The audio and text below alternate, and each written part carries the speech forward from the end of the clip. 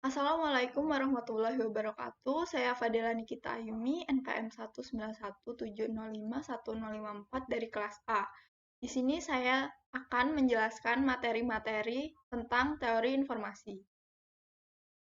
Materinya yaitu, yang pertama, information theory, yang kedua, overview of information theory, yang ketiga, probability, entropy, and interference, yang keempat, cryptanalysis, the Cesar-Cipher. Yang pertama ada information theory. Teori informasi adalah ilmu yang berhubungan dengan konsep informasi, pengukurannya, dan aplikasinya. Information theory yaitu computer science, statistics and probability theory, matematik, communication theory, dan fisik, ekonomi, and others. Tujuannya. Tujuan dari teori informasi yaitu untuk memecahkan masalah komunikasi, transmisi dari informasi dengan cara yang efisien, yaitu dengan waktu dan ruang yang minimum. Dasar dalam transmisi informasi. Tujuannya adalah sinyal yang diterima sama dengan sinyal yang ditransmisikan. Contoh salurannya yaitu yang pertama, suara, udara, telinga. Yang kedua, mata, sitoplasma atau saraf optik, dan otak. Yang ketiga, telepon, kabel tembaga, dan telepon. Sistem komunikasi digital. Nah, di sini ada ilustrasinya. Yang pertama, pesan yang diinputkan akan masuk ke input transducer. Terus dijadikan sinyal, terus ke transmitter. Lalu jadi transmitted sinyal. Terus masuk ke channel. Nah, di situ jadi ada noise dan distortion. Terus sinyal yang diterima akan diterima receiver. Terus jadi sinyal output. Terus di akhir masuk ke output transducer. Jadilah pesan output. Sinyal yang diterima sama dengan sinyal yang ditransmisikan ditambah noise. Jadi yang dikirim itu nggak sama kayak yang diterima, ada noise-nya. Jenis informasi. Yang pertama, informasi sintaksis. Terkait dengan struktur, pesan, atau karakter yang membentuk informasi. Yang kedua, informasi semantik. Terkait dengan arti kata pesan. Yang ketiga ada informasi pragmatis. Terkait dengan penggunaan dan efek dari pesan. Contoh, saya makan ayam goreng di McDonald. Di McDonald, saya makan ayam goreng. Secara sintaksis berbeda, dan secara semantik dan secara pragmatis sama. Contoh kedua, terjadi banjir di Indonesia. Banjir terjadi di wilayah Jakarta di Indonesia. Secara sintaksis, semantik, dan pragmatis berbeda. Materi yang kedua, overview of information theory. Sumber informasi dari teori informasi yaitu buku atau teks, suara, foto, dan film. Lalu dibagi menjadi 3. Yang tanpa memori, simbol yang dihasilkan dari suatu sumber pesan bersifat independen. Yang kedua, stasioner. Ide stasioner dari sebuah sumber tidak menuntut perubahan dengan waktu. Yang ketiga, diskrit. Sumber menghasilkan independen simbol dalam satuan waktu yang berbeda. Di sini ada foto dari Bapak Teori Informasi Ralph Hartley. Di sini ada rumus transmisi informasi H sama dengan log S pangkat N sama dengan N log S. H yaitu informasi, S yaitu jumlah simbol yang mungkin, N yaitu jumlah simbol lanjut transmisi. Lalu ini ada Bapak teori informasi juga, yaitu Claude Shannon.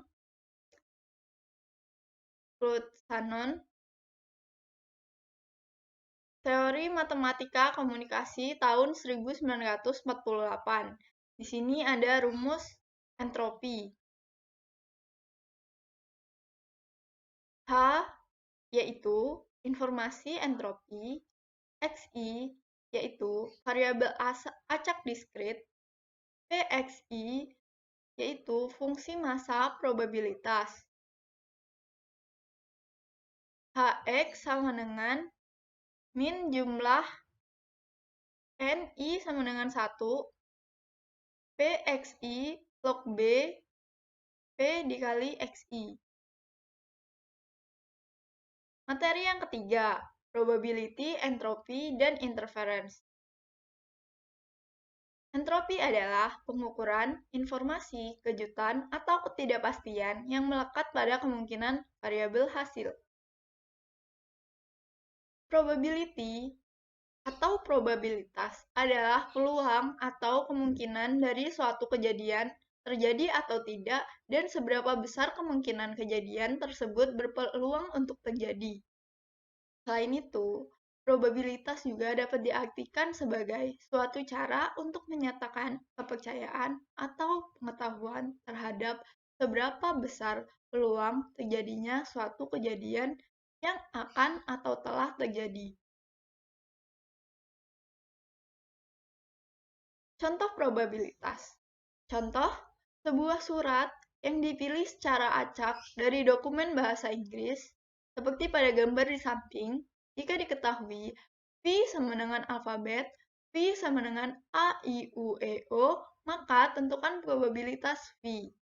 Pembahasan, PA sama dengan 0,0575, PI sama dengan 0,0599, PE sama dengan 0,0913, PU sama dengan 0,0334, PO sama dengan 0,0689.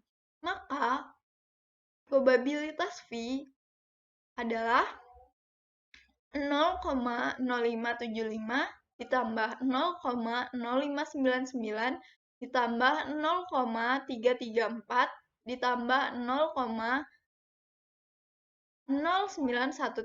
ditambah 0,0689. Jadi hasilnya adalah 0,31. Entropi. Entropi adalah parameter yang menyatakan kandungan informasi rata-rata dari setiap simbol. Entropi dari sumber S yang mempunyai simbol-simbol SI dan probability simbolnya PI. Jadi entropi dari S sama dengan jumlah I sama dengan 1, probability log 2 dikali 1 per probability sama dengan entropi P. Contoh entropi. Sebuah sumber informasi DMS memiliki simbol S sama dengan S1, S2, S3, dan S4. Dengan masing-masing probabilitasnya, probabilitas 1 sama dengan 1 per 2, probabilitas 2 sama dengan 1 per 4, probabilitas 3 sama dengan probabilitas 4 sama dengan 1 per 8. Tentukan entropi untuk masing-masing sumber informasinya. Solusinya yaitu entropi S sama dengan setengah log 2 dikali 2 ditambah 1/4 log 2 dikali 4 ditambah 1/8 log 2 dikali 8 ditambah 1/8 log 2 dikali 8 sama dengan setengah ditambah 2 dikali setengah ditambah 3 dikali 1/8 ditambah 3 dikali 1/8 sama dengan 11/8. Jadi jawabannya 1,75 bits. Materi keempat yaitu cryptanalysis The Caesar Cipher. Ini contoh keamanan komunikasi. Misal komunikasi dari A ke B, di tengah-tengah itu ada pengacau. Pengacaunya itu kayak yang mengintip pesan atau membaca pesan tanpa pengetahuan A dan B. Deskripsi masalah. Ali ingin mengirim pesan rahasia Boni. Masalahnya, pesan ini mungkin dapat dilihat oleh orang lain. Kemungkinan cara mengintercept suatu pesan yaitu mencuri surat dari kotak surat dan mencuri dengar suatu pembicaraan telepon seseorang. Kemungkinan solusinya adalah menyembunyikan fakta telah mengirim pesan atau menyembunyikan pesan rahasia tersebut. Menyembunyikan fakta telah mengirim pesan. Caranya dengan menggunakan tinta tak terlihat. Sembunyikan pesan di dalam teks yang lebih besar. Gunakan font yang sangat kecil. Juga digunakan untuk ukuran anti pemalsuan. Contohnya uang dolar. Contoh, dari zaman dahulu mencukur kepala botak dan menato pesan di kepala botak budak. Ketika rambutnya telah cukup untuk menyembunyikan tato, budak tersebut dikirim ke orang lain yang mencukur kepala budak itu untuk menerima pesan. Walaupun demikian, semua pesan yang terkirim dalam bentuk plain text atau non-encrypted text menyembunyikan pesan rahasia tersebut. Dengan menggunakan ciphertext atau encryption. Encryption adalah proses yang mentransformasikan suatu plain text atau pesan asli ke bentuk pesan lain, yang umumnya terlihat seakan-akan untayan simbol yang tidak punya arti, dengan menggunakan algoritma tertentu. Hasilnya disebut dengan ciphertext. Data yang telah ditransformasi atau dienkrip. Algoritma yang digunakan disebut dengan ciphers. Bidang yang mempelajari ciphers ini disebut dengan kriptografi. Private key cipher. Jadi orang A itu mengirim pesan clear text atau plain text. Terus dienkripsi dengan kunci.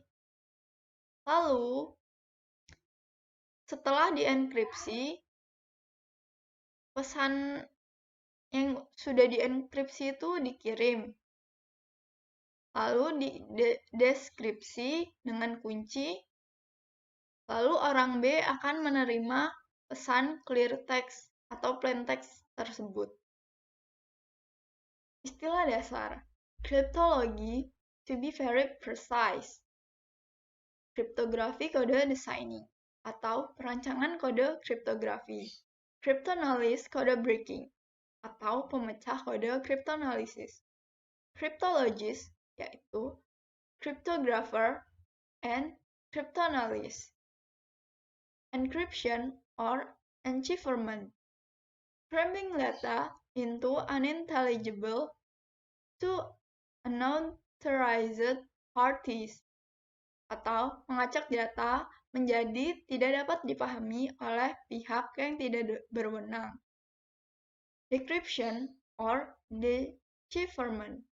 Unscrambling, tidak mengacak. Jadi yang udah diacak itu dibalikin lagi seperti semula.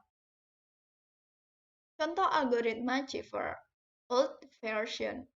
Mengganti cipher, tiap satu huruf diganti dengan huruf lain atau simbol atau beberapa simbol. Kayak di pramuka gitu. Contoh, A jadi 1, B jadi 2, C jadi 3, dan seterusnya. Contoh lain, A jadi 26, B jadi 25, C jadi 24, sampai dengan Z jadi 1. Persyaratan utama harus punya suatu prosedur untuk merestore plain text dari encrypted text tanpa ambiguity. Perlu one-to-one correspondence. Huruf-huruf yang berbeda harus diganti oleh simbol-simbol yang berbeda. Modular arithmetic. Pada Caesar Cipher, algoritma berikut digunakan. Jika n adalah huruf di alfabet, maka huruf ini digantikan oleh huruf lain yang bilangannya adalah n plus k, modulo 26. Huruf ini adalah sisa dari pembagi n plus k dengan 26. Sebagai contoh, ambil K5 dan huruf X. Cryptanalysis dari Caesar Cipher, ruang kunci 0125 rentan terhadap serangan brute force. Misalnya, pecahkan ciphertext UNOU YZGZK. Perlu mengenalinya ketika memiliki plain text. Bagaimana jika plain text ditulis dalam bahasa Swahili, di Arab, atau di kanji? Cipher substitusi benar-benar hancur oleh frekuensi analisis. Frekuensi analisis ditemukan oleh orang Arab bernama Al-Kindi. Secara statistik, mungkin saja memerlukan seberapa sering tiap huruf muncul dalam suatu teks biasa. Untuk menganalisis teks, hitung banyaknya kemunculan tiap huruf bagi dengan total kata pada ciphertext. Bandingkan hasilnya dengan tabel frekuensi. Catatan. Metode ini secara efektif dapat diterapkan ke teks yang besar. Kelemahan dari substitution cipher. Setiap huruf selalu di-encode dengan simbol yang sama menyebabkan frekuensi analisis alat yang efektif untuk melakukan break the code. Masalah lain, mengetahui konteks pesan adalah sangat penting. Sebagai contoh, kita ingin tahu pesan rahasia tentang tipe banyaknya pesawat tempur musuh. Kita dapat menduga kata-kata airplane, aircraft, weapon, dan lain-lain. Alternatif terhadap substitution cipher. Yang pertama ada symmetric key algorithm atau private key. Yang kedua ada algoritma dengan dua key, private and public, atau disebut juga dengan asymmetric. Enkripsi dan deskripsi dengan symmetric key model matematika. Enkripsi, plain text, atau VT. Cipher mendefinisikan suatu fungsi f yang punya dua argumen, pt dan key k. Ciphertext ct sama dengan f pt k. Deskripsi pt sama dengan f ct k. Sekian dari saya, bila ada salahnya saya mohon maaf. Wassalamualaikum warahmatullahi wabarakatuh.